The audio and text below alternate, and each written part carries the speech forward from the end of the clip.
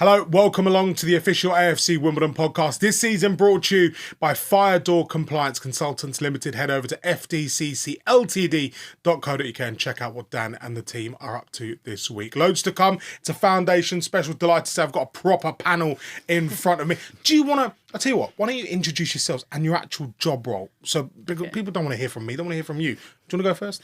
Yeah, sure. I'm Lana. I'm an employment and skills manager and I'm also EDI lead. I'm Atalay Ozsoy. I'm a casual coach with the foundation. I do AFC Motivate as a mentor as well, and I manage the under-16s girls pathway for Wimbledon as well. And I'm Kate Wells, so I'm our senior officer for women and girls. Fantastic. Who wants to go first? I mean, there are so many questions. I've written down a whole bunch of questions, but I just want this to like sort of navigate naturally, and I really want to learn more about the foundation. I want to be able to take someone away because it's not just about what goes on the pitch Saturday afternoon, 3:00 in front of the crowd at Plough Lane. It's not about putting on walk-in football as well, is it? Or kids football. There is so much more to what this foundation offers, Lana. Yeah, so I'm actually the least football person ever.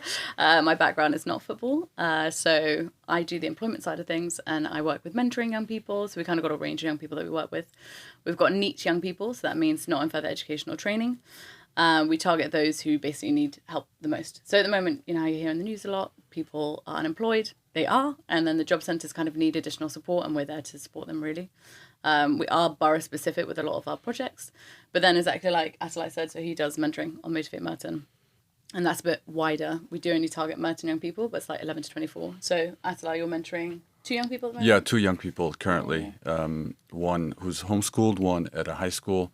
Completely different perspective, different life experiences. So we're there to motivate them, kind of support them in their journey. Everyone's journey is different. So we try to kind of bring out lessons that we've learned as individuals and then support them, give them the tools to kind of continue on with a confidence that they need. Tell me about your relationship with the football club. How did you get involved with Wimbledon? So mine is an interesting one because I moved to the UK exactly a year ago for a graduate program. I am coming from the corporate world and I wanted to coach full time. Funny enough, a week before I moved to Wandsworth, I listened to the podcast Michael Hamilton had with Modern Soccer Podcast, found out about AFC Wimbledon, realized how close I was living to Plough Lane. And then the first week I moved here, I applied for a casual role. As soon as I came in, I realized how much of a family club this is and what kind of a support we give to the community. And the reason why I made the career shift was exactly that, to be a part of a community, give back to the community, to the next generation. So it kind of aligned perfectly for me, honestly. Tell me what it's like being a community coach, because I said it's not about the football, but it kind of is. It kind of isn't. Yeah. Tell us what you sort of get up to week with the foundation. So it's interesting, right? Because there's a wide range of age groups as well as wide range of interest and not really interest in football. I think in a team sport, you kind of get a lot of lessons out of life for kids who participate in the programs that we have, but might not be necessarily really focused on football. Those are the stuff that we try to encourage and push. Teamwork, collaborativeness, kind of creating new bonds with individuals that, you know, that might be new to them. And then on the football side, for those who are there to grow their career and potentially maybe projecting their football pathway onto next steps, we're there to put implement specific training sessions as well as kind of continue their growth as well. Kate, what's your remit with regards to the women and the girls? So I oversee all of our programs that we deliver. So that's from your 4-year-olds that you get to turn up on a Saturday morning to try football for the first time, all the way through to our player development centre. We now have our girls pathway that sits under the foundation very recently, through to our women's rec and women's walking football. But on the flip side, I kind of lead and deliver on our female coaching pathway. So like Lana was mentioning, you know, employability and actually providing people with the confidence to go out there and achieve. That's what I'm aiming to do through coaching. So, you know, I'm managing those 2 different areas at the moment. And it's really exciting because, you know, very much like Atalay and Lana would mention, like the impact that we see of our work on people is so important because, yes, it is football. And I do come from a football background and I love football and I played and I coach. But actually, it's what those skills that football give people and how we can really help kind of inspire them to take it to that next level. I absolutely despise saying this because there's such a big media hype over what's the legacy of the Lionesses. Lioness's legacy, part 1, part 2, etc., etc. When it should just be natural. It should just be a done thing that, you know, girls and women are going to come through. They're going to play their game. They're going to do their thing, and we're gonna have success on both fronts. But what is the rub off? What's it been like for not just Wimbledon, for Merton, in terms of seeing women be successful in sport? What are we looking at now? It's huge, because now we have girls and women who are coming to us for football rather than we're going to them. You know, we don't need their buy-in anymore. You know, they've seen the Lionesses, they've seen what they've achieved, and actually they feel inspired to take that first step themselves, which previously I don't think we would encourage very much. But thankfully, you know, foundations like us, we're here to give them that safe environment to be able to do so, because actually, you know, historically, they probably have quite a negative relationship with sport in general, let alone football. So it's how we can create those really inclusive spaces where they can come in, they can give it a go, and actually they're around a community of people who are in the exact same situation. And I think it's so key, and you can see it. And I think it's not just them trying to play football for the first time, it's actually them wanting to pursue it. And they can see that, and, you know, they can see that football isn't just about playing. There's so many roles in football. You know, we're both sat here working in football. There's coaches, there's referees, you name it. And there's so much opportunity. And I think that's probably has been the biggest knock-on effect from all of the success of the Lionesses. In terms of a playing pathway, though, what inspiration does Kevin Foster's side offer for girls who are coming through, who want to play football, who are in Merton, in and around Merton, and are thinking, yeah, I'd like to play for Wimbledon? Massively. And I think that impact of being able to see it is that whole concept of seeing it, believing it. And our girls' pathway, the connection that we can have with the women's first team is really key, because we do want to build that next women's first team player. And we are working really hard, and we will work really hard as a foundation to be able to provide that framework, and have that kind of bigger vision of the 12-year-olds who come into our under-12s and say, hey, what we're providing for you is going to send you on your way. And we want homegrown talent. I think that's what's really key and really special about our girls' pathway at the moment. Yeah, I also think as well, like, exactly, just said with everything, I think the good thing about being a community club and having those connections to Sophia and Kevin and everyone, I'm able to send young people that I work with out into the environment. So, like, I had a young person that wanted to be a photographer. So then I spoke to Sophia and I was like, can she come down and do some photos with the first team? And, like, something like that doesn't happen at the top Premier League. And, like, those sort of opportunities are important for young people to have, to show that they have this experience. And for us to be able to have that community with the club and those connections is important to us. Speaking of community, we're all here because of a football club that refused to die, refused to leave its area. And I think I've said it 1,000,001 times. This club has proven so many times over that Merton needs its football club, Wimbledon needs its football club, that area needs its football club. But it's not just about football, it's about external projects. Tell me about what you are doing in particular, because some of the stuff is mad. You know, the way you're mentoring people, you're offering people advice, a lifeline in places. Yeah, so I'm definitely not a football person, but I am a people person, and I think that's what's important to me. And the badge does bring in people. And I've worked for previous charities, and it's hard to bring in young people to try and encourage them to come join. Whereas saying AFC Wimbledon does bring a lot of value to it. For the mentoring programs, we've got the one-to-one mentoring programs. There's 2 of them. And then also we have Dan that leads Divert, which is amazing because he goes into custody suites and gets young people from custody suites. The thing that is amazing about that is that we're actually targeting young people where they are. So there are some young people that do struggle with crime, etc. So he's going in, talking to them, and then leading it out from there and having mentoring sessions with them, ensuring that their next steps isn't back into the custody suite again. So they go on to the next stage of their life and they don't go back to the life of crime that they had before. And then he also does street soccer, which helps the homeless people that are in the community as well. And that is encouraging them to do football. So he has that football side there as a 12-week program. And then he also plays football and has those like life skill sessions. So they are learning about teamwork, which is really important on the pitch, but they're also learning, okay, how do we communicate with others? What do we need to do for a CV cover letter? What are the next stages? Unfortunately, schools are kind of missing that at the moment. Schools can only give X amount of support. They don't have the resources to give everything. So the mentoring is like the additional on top of that, really. What's the picture like right now in our area, in Merton, in Wimbledon? What's it like? In schools? Schools, the area, people just out of school, people come out of custody suites. What's it like? In Merton specifically, because we don't, the custody suites in Wandsworth, but for Merton specifically, like in the job centre and stuff like that, there is a lot of people that need help. And that's the only people that we're seeing that are actually going in. So there will be young people that aren't actually going into the job centre. There'll be people that haven't even reached that stage yet because they don't know where to go or they're unsure where to go.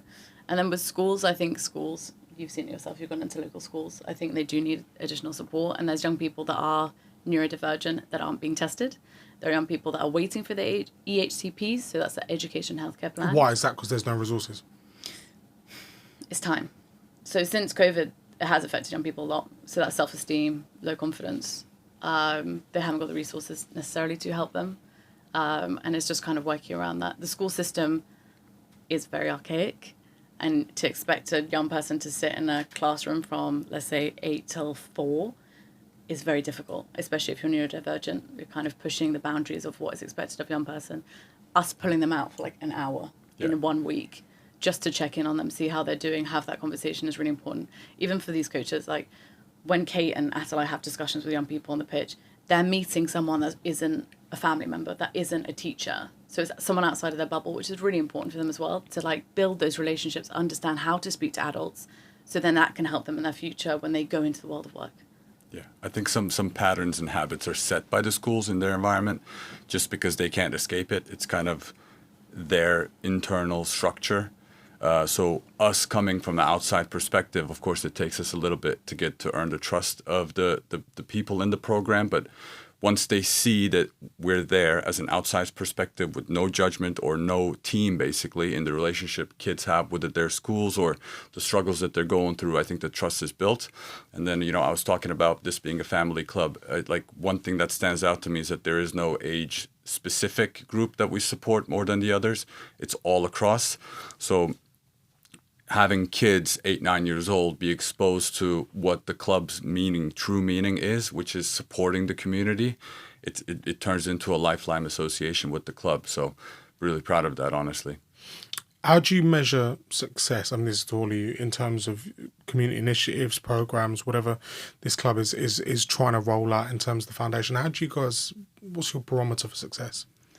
That's really tricky because there's so many different levels of success that we see internally, but also externally. Like for us and for me, in my role, but also as a coach, success is just seeing girls or women come to football sessions with a smile on their face and they leave with a smile on their face. Or, as Atalay was just saying, that trust element. Football to many of us is an escape, whether you're watching it, whether you're playing it, you name it. It's them coming to us and actually just being open and just being themselves and being able to watch groups of girls and women to be able to do that is just so special. Like that's success to me. There's other success in terms of providing girls who might otherwise not be able to afford to play football, us being able to provide them with a bursary to be able to do that and to be able to play it on a Saturday session for a term, and seeing the impact that that's had on them and moving them through kind of the other areas of our foundation and that support that we can provide for them. Yeah. I mean, I'm sure success looks maybe similar / different actually in some ways for you too. It's interesting because we were just talking about KPIs a couple of weeks ago. There's a number aspect of it when it comes to success and club involvement, and then there's the individual aspect of what success looks like. In the mentoring sessions that we hold, for example, success might be week-to-week progression in what we outline as goals. On the football side, last season we had 2 under-16 players make their Tier 3 debut with the first team. That's success. Overall program sizes, growing our capabilities, growing our resources and what we can offer, that's a whole nother side of success. So it's kind of a tricky question, but it differs situation to situation. Yeah, and I think especially like Kate said, it is personal.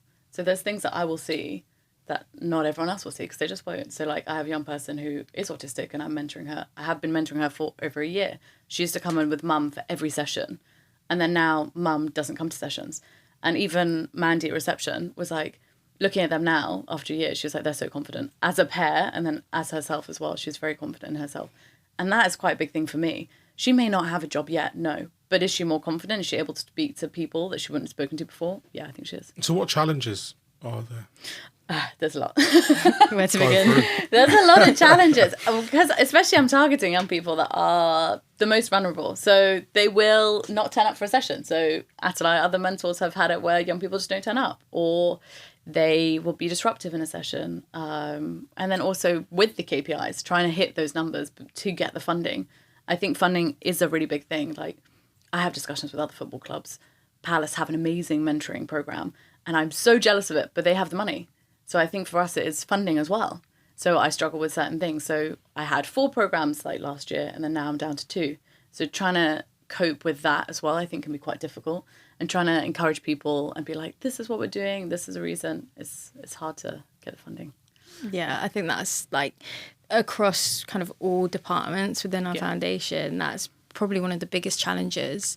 But on the flip side, we are so lucky to, as Atalay mentions, we are such a community club. We have some amazing donors who donate so much of their money to allow us to do the work that we do. I wouldn't be sat here without a donor. You know, that's one role that's completely funded by a donor, and it's so generous. And without that community feel, we wouldn't be able to really do the jobs that we do. And they're invested. They'll come to sessions. They don't just say, oh, look, here we go. We just got this money for Kate. They'll come, they'll talk to you, they'll have a discussion, and it feels like they are part of it, which is great. I was going to say, how important is that as well? Having, So important. yes, people are donating money, but also having them understand where it's going and seeing the rewards and seeing what the foundation's doing and seeing what we're up to.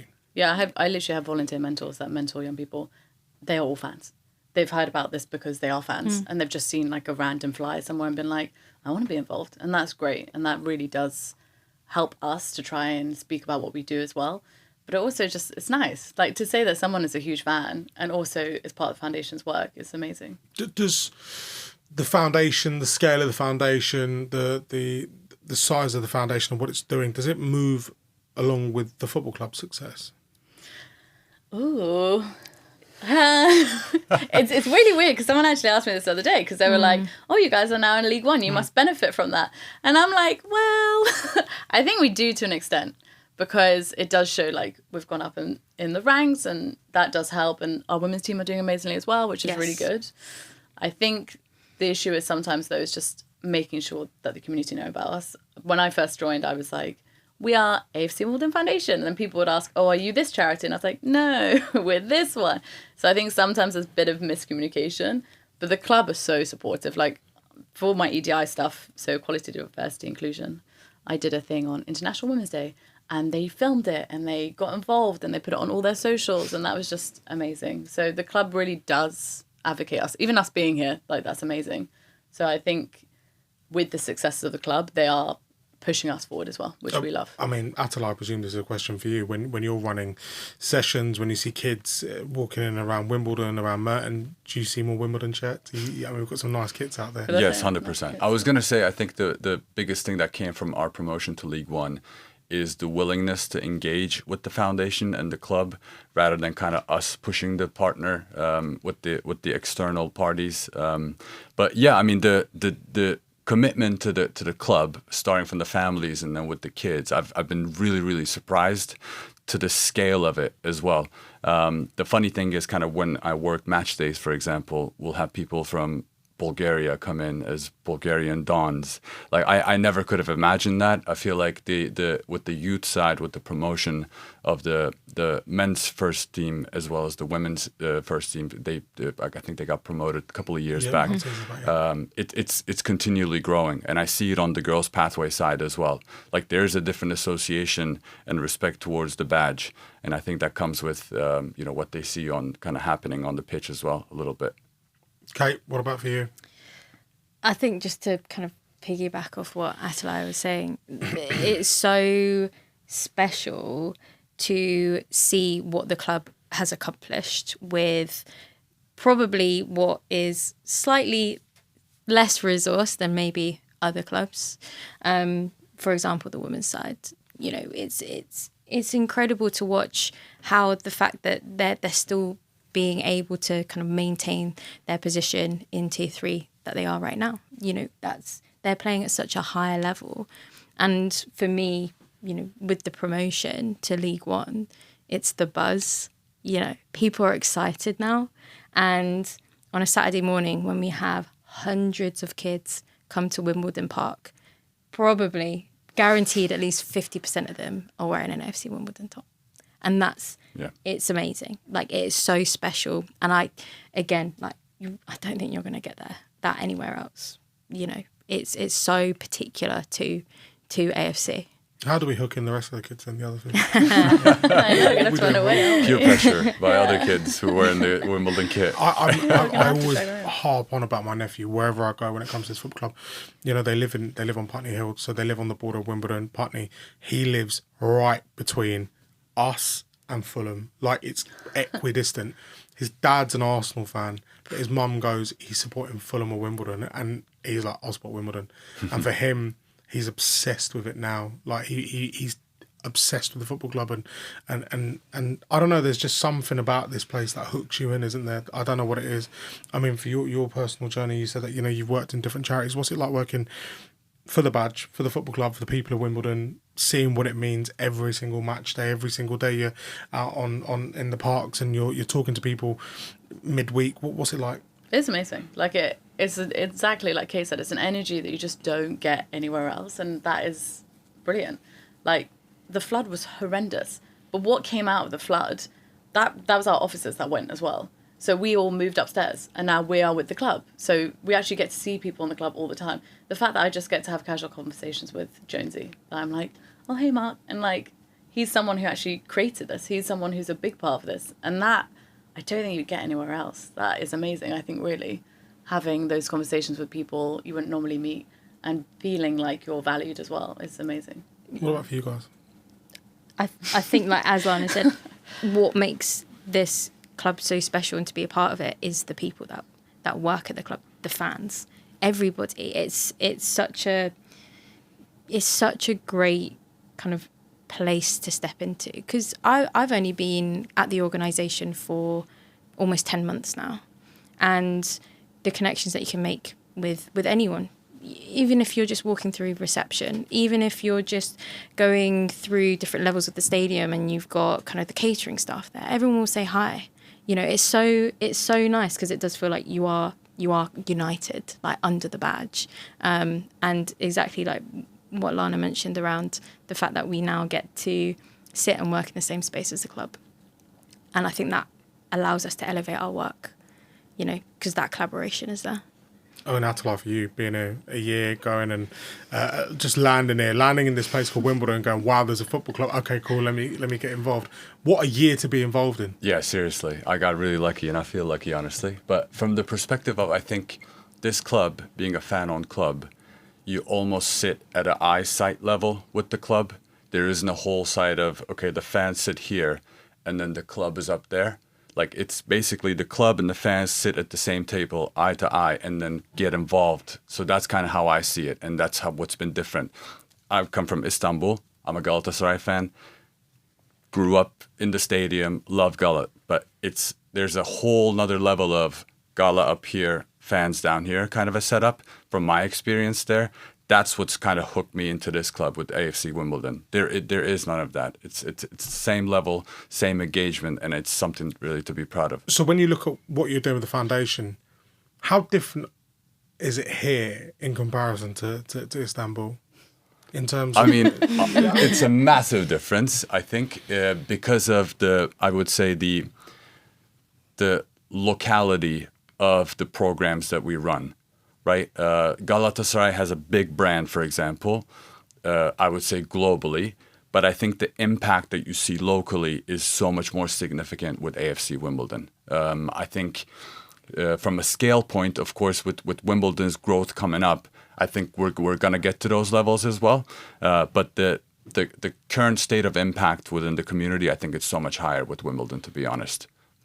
Lana, you have a dual role. You look after the ED&I. Do you want to take us through it? I do. I do love it. I think it's great. It's interesting, obviously, having a dual role because it's capacity. But the EDI side of things, I'm very into delivery. So I like doing the presentations. I like having conversations with people, going out into the community. I think we kind of need to work on the behind the scenes a bit more. But with the delivery sort of thing, that is us going to, like, Merton's first Pride was in August. So we went to that and it was great. And then we got to see the community and they were like, our local football club is at our Pride event, which felt amazing to have that involvement with the community there. We do International Women's Day. We do a lot of events just across the year to try and encourage it. We did a presentation with the club, which was really great, about International Women's Day, and just had a conversation openly about how women are treated in football and what they're seen like. In the foundation, we're very lucky. We actually have got a lot of women in the foundation. Club's still got a little way to go. But I think just looking at that across the board and asking those hard questions that people don't like to ask, I do put myself in that position sometimes. And I've been able to connect with the academy as well and do sessions with them, which I'm really enjoying. I think trying to hit every target and meet everyone is my most important thing, really. What you said there about the club being involved in Pride and, visibility. Yeah, visibility. That's huge, isn't it? I mean, to have our badge everywhere, it's surely that's like the aim of the game. Yeah. To be out in the community and to actually connect with people and show them that we're willing to come. Like, we literally got flags and mugs and badges and everything to show that we are passionate and that we are there for them. And I think that is important to show any community that you're there for them. Mandy Bynan does like the open iftar at the stadium. To have the open iftar, to hear them singing on the microphone, doing the call to prayer is just beautiful. And to have that in the stadium just creates such a lovely atmosphere as well. And to make sure that the community feel welcome, that they can come here and they can pray. There's certain things that we do know that's happening that's not great at the moment. And to show that we are opening our doors and we'll let people in, and it doesn't matter where you come from, your background, I think that's really important. I think it always comes back to that football family, doesn't it? I mean, this is like the best football family in the world. There's nothing like this place. No, absolutely not. And I think we're really lucky to even just have the coaches that we have, like Atalay, who I know you're going to hate that I'm saying this.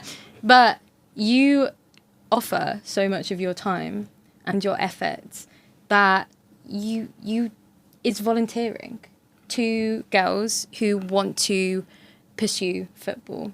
And it's coaches like Atalay who go above and beyond to provide the best that they can to allow our community to thrive is so special. And I actually why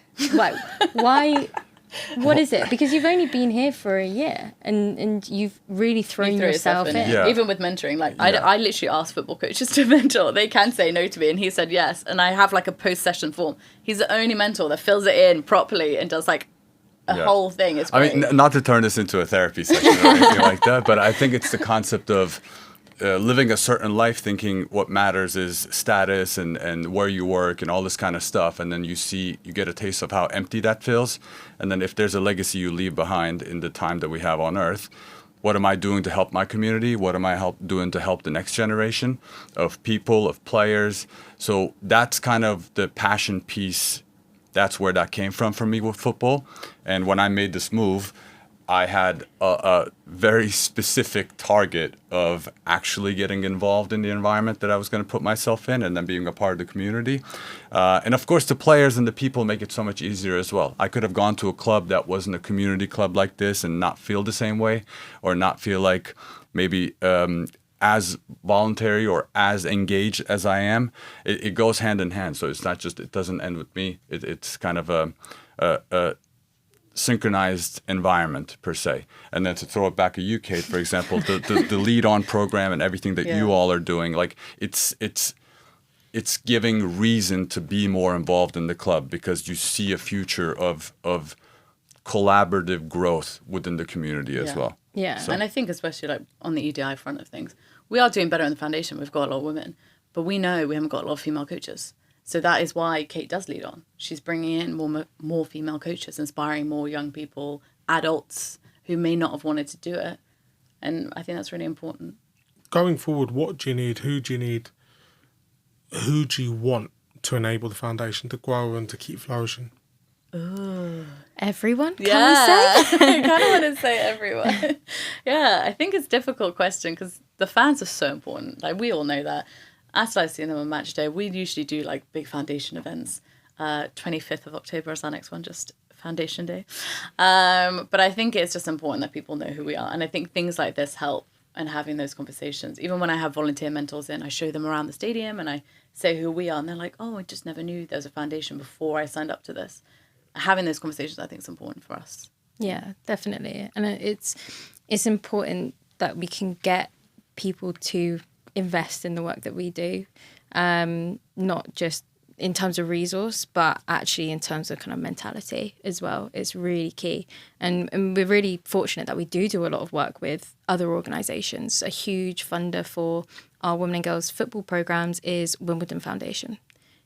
One of our participants did the coin toss for the ladies singles final this year. That was incredible to have her walk out with however many people watching this final, wearing a top and being able to actually stand in front of people and do that because her confidence has been built through football. We need to work with more organisations who can bring more to the game. Because as much as we can provide the best that we can, we know that we're always wanting to improve. Constant improvement is so key for us. So actually, what we need to bring in people who can add that extra step up to what it is that we're providing. Yeah. It was a brilliant event yesterday, and it literally is that. I literally ask everyone, I'm like, where can I get funding? And they're like, local authority. Like, if they can help us, that'd be amazing. It's our community that needs help us, really, and that would be great. Like, do we need more expertise in like, so I don't want to say senior roles because I don't want to put people's noses out of joint. People got jobs, but you know what I mean. People coming in and lending expertise and saying, "Well, I work in XYZ field, and you can get funding from here, or we can offer mentoring here." Yeah, to be fair, we're always welcome to it. Like, we do have an amazing team that do reach out to a lot of funders, and we have that. But if people came to us, we're always welcome to it. I do advocate LinkedIn a lot. I have a lot of people that do reach out to me and ask me certain things, and then I'm able to like put them forward to our team and be like, can we do this? What is our next steps? So yeah, we'd definitely love people to come to us. Yeah, of course. It's like connections, networks, and experience. You know, I can bring in networks that I've had from previous roles that have been really key to us getting opportunities in my programs. But actually, you know, where can we go and who can we talk to who can bring in brands or that different tools that we can really utilize that actually, you know, is going to make our participants that we work with feel that extra level of wraparound support. And I think that's probably the next stage of what it is and where we want to go as a foundation to be able to attract that and bring that in. I was going to say, looking past the solo, sort of like the money element of things, how does this foundation get taken to the next level? What, like, give someone a vision. What should we be looking at? You look at all these other foundations, you experience them. What do you see that you'd like to see us doing in the next couple of years? Well, I think it's kind of what Kate said. Like, her role has come in because of someone, which is amazing. My role was not there really before. There was kind of an element of it, but my role came when I came. So I think it is building on those roles. We know that young people need to be mentored, and as being able to build those areas and see what we can do to bring it a bit further forward to elevate us as a foundation would be amazing. Having those like job fairs, bringing in people in the local community, then we can get our young people involved so they know what jobs are in the area. Some young people just don't know what there is. I didn't know my job existed. I didn't know I'd ever work at a football club. A lot of my friends find it very bizarre I work at a football club. But my role in its own, I wasn't even aware that existed. I think having these like conversations, having that awareness, telling people, having Kate speak to these lead-on women and being like, this is my role, but if you wanted to do comms, if you want to do this, you could also do these sort of things at a football foundation or a club. Do you support the club now? I do. Well, is that something that's good? Finally got her there. I do. No, I'm a lot better than I used to be, I have to admit. Good. But I literally come from like an acting background. Like, my background is not like sporty at all, but I like the gym. It's a start. It's Exactly, a start. yeah. I do. I have been to match. I need to go to a women's game. We'll get you to a women's rec session. You can have a kick around. Oh, I don't know. What, have you never got involved in? I do go to sessions, but I haven't physically done a football session. So you said about walking football. We also do this session called active maturing, and they do a quiz. So I've sat in the quiz numerous times. Never touched a football though. Never touched a football in a session, no. I will say hi to everyone and go to them. It's mad because in my role working with the EFL and working with ITV, I travel the country and I go and look at different foundations and what they're doing. And some of the quizzes are intense. I want a heated blanket at Burton Albion, yeah. Let me tell you, the guy next to me was like, "Can I have that?" I was like, "All right, yeah." So. There's no prizes. There's like a little trophy that gets passed to each team every week, whoever wins. But Alan is serious about the quiz, and there's people in that room that have dementia, and they are on it. They know exactly how to answer the questions. Like, he makes it hard. He doesn't make it easy for them. There's people that do the stuff like the like bingo and stuff. I've never played bingo like that in my life. These guys are on it. I'm competitive, yeah. When we used to, because we used to be downstairs in the offices, so we used to be next door to it. So we'd have a foundation team and then 2 of their teams. And we'd try and beat them. Like, seriously, we wouldn't let them win. But they would beat us. The music rounds, I never even knew what a dabber was. Like, seriously, she's like, "Have you got a dabber?" I'm like, "What's that?" You know, like, but like you look at the foundations across the country, the amount of different schemes they're putting on and what they're doing, to think of where we've come from as a foundation and where we are right now is absolutely incredible. And it's testament to you guys and the work you put in and the volunteers and whatnot. What if people want to volunteer with you guys? What if people either want to volunteer or want to get involved? How do they get in touch with you guys? Because it's not even a case of, I mean, you're on the internet obviously, but there's some people who aren't there on the internet who might catch this in passing, or who might be recommended it by someone else, or it might go word for word for word. How do we get involved? I just say reach out to us, but it's obviously very difficult if you're not active on the internet and stuff like that. Come down and check in with Mandy. I was going to say, reception. Yeah, come to the stadium. Yeah, come because to the stadium. There's always going to be someone there. Yeah. And whether it's you've got a question about a match day or whether you've got a question about getting your daughter into playing football, guaranteed we will get a call saying, "There's someone down in reception. Can you come speak to him?" And we will go down. Yeah. You know, we give so much time and so much effort to the community, and it takes a lot of time. It takes a lot of that to be able to build up that trust. But that's what we're here for. So exactly, like if you don't know where to go, come to the stadium. Yeah. And because it's a family club, there isn't all these layers of barriers. Yeah. If you see me and stop me on the street, I will immediately reach out to a person to get in touch with you. So that's the kind of differentiating factor for us. Come talk to us, come to the stadium. Like you'll get a response from us immediately. If you're interested, we want you. That's a very comforting thing to know as well, because you look at it, the weather's changing. I mean, today it's cold. I'm wearing shorts, I know, but anyway, that's just me.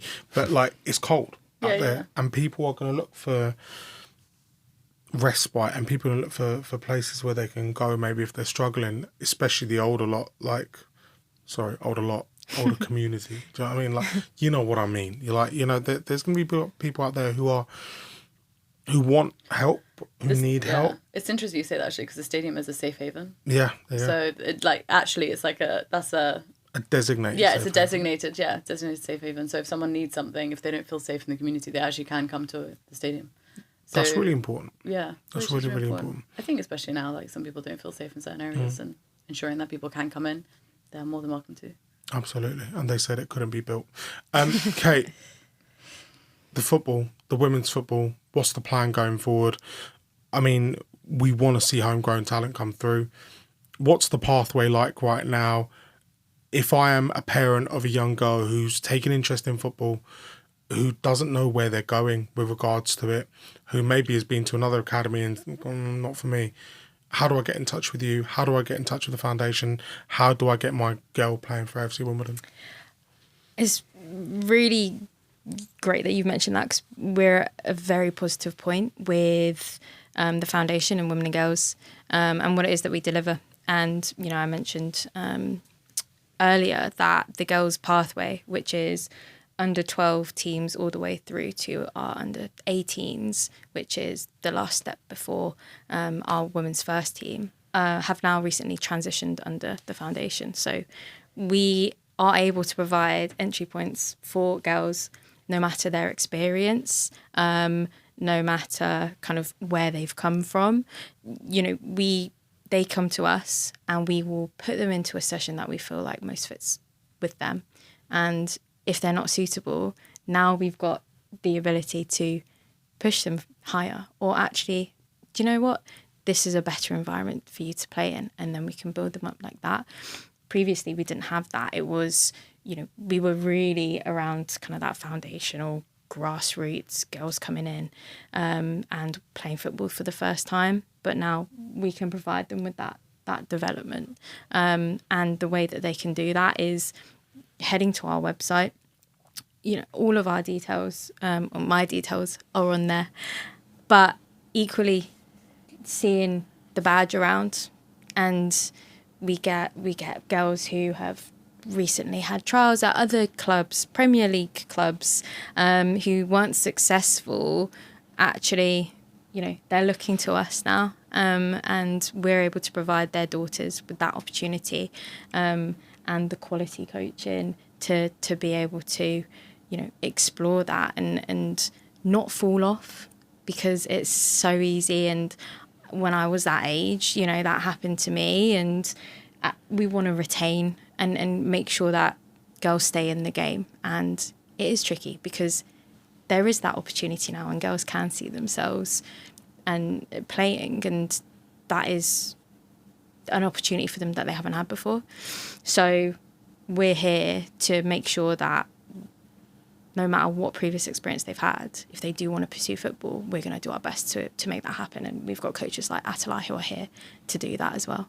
Yeah, and I'm biased, of course, but I think ever since the pathway went under the AFC Wimbledon Foundation, there's a whole lot of stability within the pathway itself. I managed the under-12s girls pathway last year. It's a completely different environment than what it was last year. So I, for example, managed under-16s this year. We, of course, have specific trial sessions where players come out and then we send out offers. But I had one player in my training session yesterday who came out because they were curious about AFC Wimbledon. If anyone is willing to participate to get better themselves as well as make the bigger group better, they're always welcome.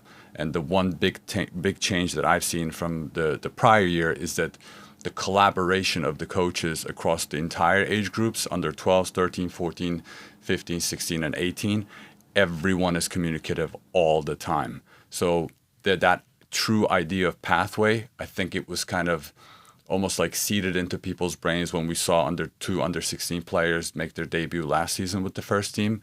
Now there's bigger pieces. We have an under 18s team, and they train with the first team just so that Kevin is there to monitor. All the coaches are aware of each individual development plans, and how we can put each player into a most beneficial environment to succeed, per se. AFCWimbledonFoundation.com is where you can get all the information you need. However you want to get involved, if you want to volunteer, if you want to inquire about any of the programs, mentoring, whatever it is, AFCWimbledonFoundation.com. That is pretty much it, guys. Thank you so much for your insight, Kate, Atalay, and Lana. Really appreciate it. And that is it for this episode of the official AFC Wimbledon podcast, brought to you by Fire Door Compliance Consultants Limited. Head over to fdccltd.co.uk for more information, or email daniel@fdccltd.co.uk and get in touch with him and find out more. We will catch you on the next episode. Thanks for watching.